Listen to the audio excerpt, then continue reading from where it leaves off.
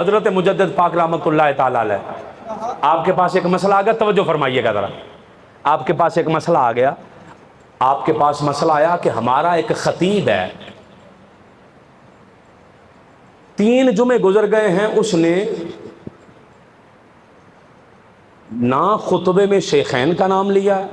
نہ ختنین کا نام لیا۔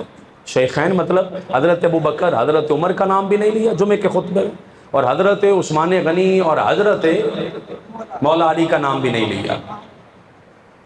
مسئلہ آ گیا مجدد پاک کے پاس، حضرت مجدد پاک کے پاس، حضور ہمارا ایک خطیب ہے، 3 جمعے گزر گئے،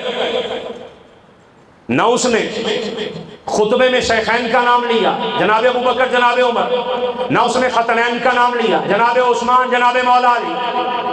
کہ ایسے خطیب، مجدد پاک کے پاس مسئلہ گیا کہ ایسے خطیب کے پیچھے جمعہ ہو جائے گا؟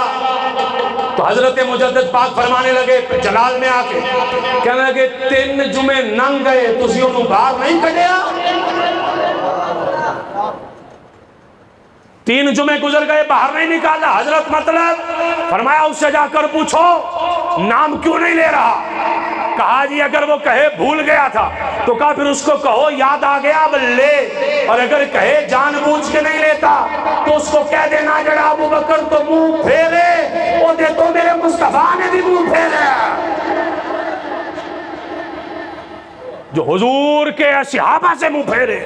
جو حضور کی اہل بیت سے منہ پھیرے، اس سے حضور نے بھی منہ پھیرا۔ میرے بھائی، سنیت کا مطلب یہ ہے کہ آپ نے صحابہ کے دامن میں بھی پناہ لینی ہے، آپ نے اہل بیت کے دامن میں بھی پناہ لینی ہے، اور منڈا نہیں پانا،